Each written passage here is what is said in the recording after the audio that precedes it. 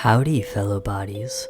Welcome to Dise and Bodily's Voice, an audiobooks podcast. Today, we are reading part 4 of 12 of Story's End. Disclaimer, this story is not meant for younger audiences. Listener discretion is advised. Kit had been so serious. All the students had been serious. Something bad was going to happen. It was already happening. Or maybe I'm just paranoid. I hope that I'm only paranoid. I hear a door or two slam, then something else. I squeeze Tulsa's hand, and she returns the gesture. I start shuffling further into the bed and further from the door. Tulsa does the same. It's so close. The sound is like massive footsteps accompanied by snuffling. We hear grunting as it passes by the room. Then it stops halfway past my door. I freeze and slowly push my face into Tulsa's shoulder. I try to still my rapid breathing as puffs of rancid air cruise into the room. I hear something like a pained whimper, and then the huffing sound moves on. I listen as the footsteps grow further away, and we relax a little, but then the groan of another door opening causes both of us to hold our breath.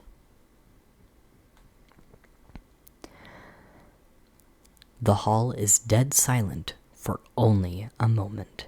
Then a scream jams its way into the tense air. The footsteps move quickly, and the screaming stops, followed by loud, wet, smacking sounds that echo in the darkness. It reminded me of a cat licking up its vomit in the dark of the night. What the hell is going on out there? A tight knot forms in my stomach as I hear a voice I know. What was her name again? Hannah? Who's out there? There was a deep grumbling and growling, while the big footsteps went past my door and to the other side of the hall.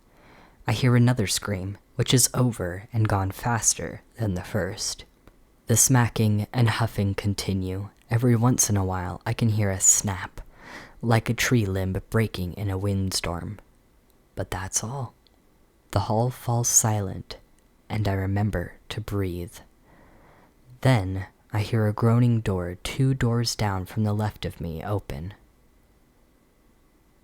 Tulsa, I whisper, my heart pounding so hard I'm sure it sounds like the footsteps in the hall. What is that? I finish. My hands were sweaty from fear, but my entire body felt icy cold. I don't dare make a move or utter a word. Do you ever watch those nature documentaries where hyenas eat something and break the bones with their teeth? It sounds like that. My stomach is sick. Is there something out there breaking people's bones? The night is full of the grotesque sounds that whatever it is making. I can't sleep. I try listening to music to drown out the noise and my fear of the morning, but every song I own just upsets me more. Tulsa didn't seem to sleep much either, but once the sound stopped, we managed to fall into a light slumber. She curled around me, holding me so tightly I could barely breathe. I dreaded the morning and what we might find outside my door. I held onto the thin, gossamer strand of hope that it was all a prank for dear life. When the drowsy gray sunlight finally peeks through my window, I sigh and slide out from Tulsa's arms and check my phone. My texts still had not been sent, though I still received messages and missed calls. Very odd. I decided to reset my phone to see if that might help. While it resets, I pull out my journal. Tulsa was still sleeping. I hoped she was having a better rest than I did. One of us was going to need to be alert today. We had to get out of here. In the dim morning light, I write about the previous nightmarish evening, in case I need to remember it later, or when I potentially, maybe inevitably, die here. Someone might know. With each sentence, the situation seems to become more and more real. Kit's warning had probably saved our lives. She had saved us from whatever bone-crushing, lumbering creature had been out in the hall last night. My next thought was why? Why save us? Had the others been warned and hadn't regarded the warning as serious? I resolved to ask Kit if, or when, I saw her later. I looked up and quickly snapped my journal shut, shoving it in my bag hurriedly. Then I hid the bag behind the chair, sliding my phone and charger into it as well. There's something happening in the hall. I tiptoed to the door and slowly crouched down, peering underneath it. I see a dozen pairs of feet covered with little plastic booties that crinkled as they walked by. I hear the sounds of grunts and cursing as carpet is ripped off its nails and glue. I had heard that sound before when I helped my uncle renovate his basement. In front of my door is a reddish, damp-looking patch of carpet, and the hallway reeks of blood. I see a pair of gloved hands that work their way under the carpet's edge. They give it a yank, and the carpet comes free, spraying a few flecks of blood on the exposed parts of my face. I quickly get up and run to the bathroom, dry heaving into the short, mustard-colored toilet. It's real. It's really real. There's blood out there. After I spew up my dinner, I wash my face and brush my teeth to get rid of the nasty taste. I don't think I can eat pizza ever again. After I flushed the toilet, Tulsa woke up. Are you okay? I heard you heaving, Tulsa asks, sniffing the air. Then her expression changed. I think people died out there. I moan and take my position by the door, watching the feet drag mops across the floors. The smell of bleach burns my nostrils and eyes. There's quiet conversation, and even some muted laughter from outside. Oh, man, that whole thing wasn't a pizza-induced nightmare? Tulsa whimpered, shuddering as she went pale. I don't know for sure, I say, trying to make my voice sound as calm as possible. Now it was my turn to console. Maybe they did a really messy Carrie prank? Maybe it's just pig blood? Tulsa hugs her knees and rocks in the bed, causing it to creak slightly as she did so. Oh my god, we have got to get out of here. We can't stay. This is fucking insane. Hey, I say, standing up and walking over to Tulsa. I sit on the bed and put an arm around her shoulders. We're going to figure this out. Everything is figure-outable. Whatever is going on out there, and whatever happens today, we will make it through. Tulsa nods, gulping hard enough that I can hear it. Her face still looks scared, but at least she isn't rocking anymore. While Tulsa gets ready for the day in the bathroom, I change into my spare shirt and jeans and lay down on the ground in front of the door again. With the carpet gone, I can see more of the commotion outside. There was a large pile of black garbage bags against the door with the big gash, and a few ladders were set up along the walls. More covered feet shuffling around filled the silence. There were 5 doors open, from what I could tell. Another pair of feet, barefoot, run to my door, seemingly out of nowhere. I scramble away from the door just in time to avoid getting my face beaten by Kit, who slammed it open loudly. The other people in the hall turned to look, then shrugged and continued their work. Kit's expression is one of relief. Good! You're alive! She cries, rushing to me and yanking me to my feet. I stumble, then dust myself off, not as happy to see her as she is to see me. How'd you open the door? It was locked. I growl defensively, preparing for a fight. I want to punch someone. Anyone. I have a key. I go wherever I want. She smiled brightly, pulling a jingling chain of keys from her jumpsuit pocket and waving them in my face. Anyway, "How'd you sleep, dollface?" she asks, looking around my room with the air of a nosy neighbor. I glare at her. "I didn't," I state blandly, wiping my mouth with the back of my hand self-consciously. She keeps looking at my mouth, and I'm worried I still had a chunk of pizza leftovers in the corners. Tulsa came out of the bathroom with her fists raised and a determined look on her face. She had pulled her hair into a voluminous ponytail. She had a few tiny braids taut against her head. Those I hadn't noticed earlier, but were now better displayed with the updo. Kit's eyes narrowed and her jaw tensed. Her eyes flashed a golden brown. "Who the hell is this?" she seethed, gesturing aggressively toward Tulsa. I stepped in between Kit and Tulsa, drawing my shoulders back and lifting my chin. "Her name is Tulsa. She's my friend." Tulsa was already by my side. She loomed over Kit and me and crossed her arms over her chest. Out of the corner of my eye, I saw her biceps flexing. I wasn't intimidated by Tulsa, but I got another pit in my stomach. She could easily take me down if she wanted to. "Looks more like a girlfriend to me," Kit responded, turning her gaze away from me and giving Tulsa a grim stare down.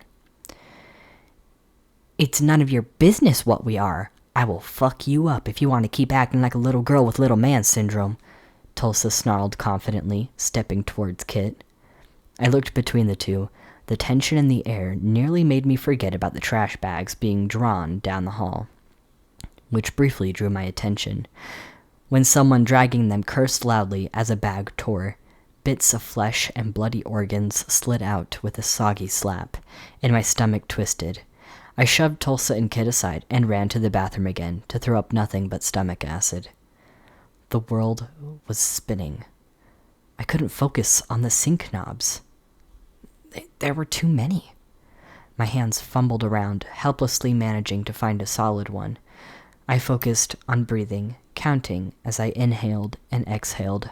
1, 2, 3, 4, 1. Soon, my head felt better, though my stomach ached. When I turned around, Tulsa and Kit were standing in the bathroom doorway, watching me with concern on their faces. "Kit, we need you to explain what happened and why. Why are there bags of body parts in the hall?" I say calmly, though my voice is shaking. Kit looked left and right, then leaned back to see into the hallway. She chewed her lip. "Okay, but let's get out of here. I'm getting a headache," she whispered. She leads Tulsa and I through the hall. The other people working on cleaning up in the hall don't even look up as we pass. I can hear hysterical sobs from a room with a closed door as we pass it. I hesitate, contemplating bringing whoever it is with us. Tulsa grabs my wrist and pulls me away. Kit is getting further ahead now. I grimace and turn away from the door, swallowing down the guilt. I shiver as I watch Tulsa examine my face. "We need to keep going, okay?" I shake my head, swallowing again before removing my hand and asking my question. "What if we could have helped someone else?" Tulsa shakes her head. "To be bluntly honest, we couldn't have known what was going to happen. We can't let ourselves get bogged down by any of that right now. I'm more worried about surviving than I am about other people. Other than you, of course." I am disturbed that Tulsa seems unfazed by this occurrence now. She is covering up her emotion. Kit also seems completely oblivious to the carnage she was complicit in. She seems to be floating around as she leads us down corridors and through tight, dark spaces. I keep following her in a daze. I feel so numb. Not only was Kit complicit, I was too. I could have warned people. I could have gathered everyone in my room. Then more wouldn't be dead. Once I feel a warm breeze and smell flowers, I open my eyes, taking in the massive, back lawn, yellow and orange flowers contrast the deep green grass and slate gray walkway. Winsley hadn't been hyperbolic when he said the back lawn looked better than the front. The grass was trimmed in neat and defined rows, with the flower beds bordered in fist-sized gray stones and mulched with black bark. Pine trees conceal my view of the horizon, and even from 8 acres away, I can see the unnatural green of poison oak saplings dispersed thickly around the pine trees. In the spring, we have more flowers, but these ones are in season right now. I like them, Kit says, bending down and picking a yellow flower from a nearby bush and holding it out to me sheepishly. I look away from it and sit on the steps that lead down to a shallow pond, holding my head in my shaking hands. Tulsa sits down next to me, rubbing my back as she stared out into the yard. I don't know if she's really seeing the yard or merely looking at it. She has been silent since her comments about survival in the hallway. Kit looks down at the flower and frowns. Too soon? Okay, something else then. She tosses the flower over her shoulder onto the pathway, then crouches down in front of us. I shift uncomfortably. She's starting to get on my nerves, and it doesn't help her case that I haven't slept or eaten.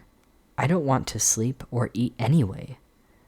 My bad mood is incurable, much like Kit's obsession for talking about Charlie. Why do people like him anyway? Is it going to happen again tonight? I ask, interrupting Kit in her monologue about her boyfriend. Is what gonna happen tonight? She said simply, plucking leaves off of a bush sprig. That thing. Is it going to come back again? Tulsa pipes up, saving me from speech. I imagined losing her. We really had just met. But she filled in holes in my soul I didn't realize I had. My mind reeled, freewheeling through memories of losing others that were dear to me. The most painful was when my aunt died in a cycling accident. She was riding her bike in the right lane at night. She had reflectors and a helmet, but a drunk driver sideswept her, sending her crashing through a partition on the freeway. It was the day before Thanksgiving. The driver left her there on the side of Hanover Avenue, bleeding and mangled. I remember when I found out. I was cleaning my room, and my door was open. From my parents' room, I could hear my mom sobbing and saying over and over again, "Poor Tyler." Tyler is my aunt's son. I was 10. My first thought was that my cousin had gotten lost or kidnapped or something. That's the kind of thing that happened in those murder mystery shows I watched with my mom. Once my mom had hung up, I tiptoed into her room and crawled on the bed. "Mom, what's wrong with Tyler?" I asked. I didn't expect her answer. "Chelsea is dead." My stomach drops, and something lodges in my throat. I'm trying not to cry. I have to be strong for Mom. What? Young people don't just die.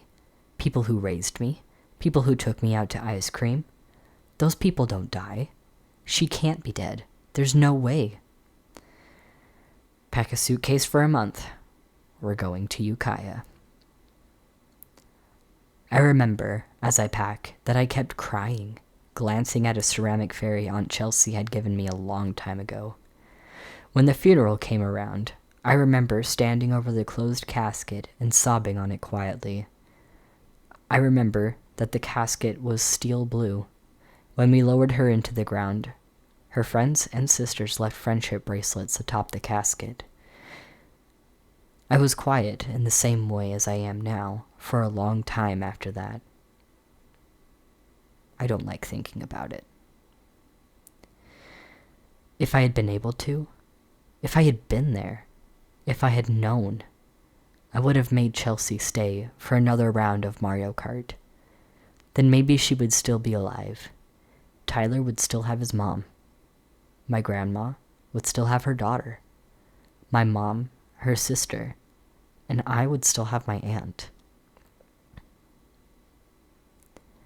I watch, but don't hear Tulsa arguing with Kit. If I can, I will protect her. This time, there's more power in my hands. This time, I can do something. Well, yeah, it obviously has to be a secret. Otherwise, nobody would ever come here, and we wouldn't have anyone to improve.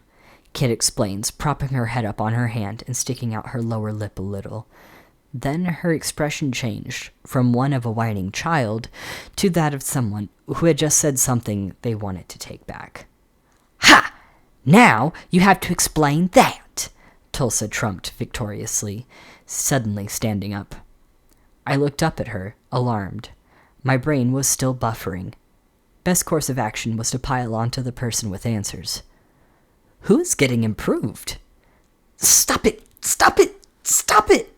Kit screeched, standing up and clutching her ears while squeezing her eyes tight. No! Tulsa and I look at each other and then back at Kit. We just need to know what to tell police when we get out of here, I say quietly, stepping back. Kit opened her eyes. They were yellow again, but they didn't change back to blue like they had earlier. No, you can't. You can't. She began to pace and hyperventilate, muttering, You can't, over and over. Whoa, hey. Let's take a deep breath here and take this a single word at a time, okay, Kit? Tulsa chided, holding up her hands. She reminded me of those old westerns when a swarthy cowboy calms a balking horse. Kit glares and hisses through her teeth. She looked like a cornered animal. You cannot leave. Why? I press, trying to stay calm. Nobody leaves and lives. Well, it doesn't seem like people tend to stay and live either, I mutter, standing up. Kit glares at me again. She seemed to have come down from the anxiety attack. Listen, I'm already going to get in huge trouble for helping you guys at all. It's supposed to be a survival of the fittest thing, but now it's all wrong and everything will be ruined. Kit wailed again, throwing her head back and letting out a frustrated groan. Oh my God, I did not think this through! Tulsa and I exchanged another look, this one concerned. We appreciate what you've done, really, we do. We won't tell anyone about you helping us at all, ever. I assure, knowing full well that once I get out of here, my ass is telling every cop on the planet how fucked up this place is. Kit's hands drop to her sides and her shoulders slump. Promise? She asks, looking directly into my eyes pitifully. They changed from yellow to blue in an instant. Yeah, we promise, Tulsa and I say in unison. I glance at Tulsa in the corner of my eye, trying to communicate the true meaning of my promise. Okay. It will happen again tonight. Then, everyone who survives will be altered. That's all I can tell you. Okay, I say quietly, gritting my teeth. I should tell everyone. I have to tell everyone left. We all have to make it out of here. Kit lunged at us, gripping our shirts, one in each hand. Then she pulled us inches away from her face. Her teeth were bared and glistened menacingly in the sunlight. I swear to fucking God, she snarled, if you tell any others about this, I will disembowel you both with a poison oak branch with my own 2 hands. Then I will drag your bleeding corpses to the electric fence and impale you. For sure, I I croaked. My mouth was suddenly very dry. I don't doubt her for a damn second. This woman is fucking unhinged, and I know somewhere in my guts that she would gladly rip them out. Kit turned her body slightly away, her perfect eyebrows raising a little.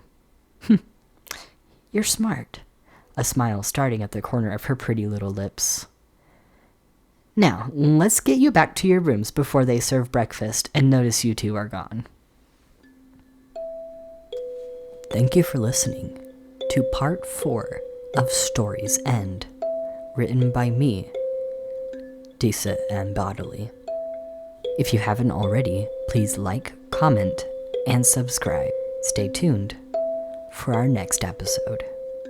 Have a lovely evening.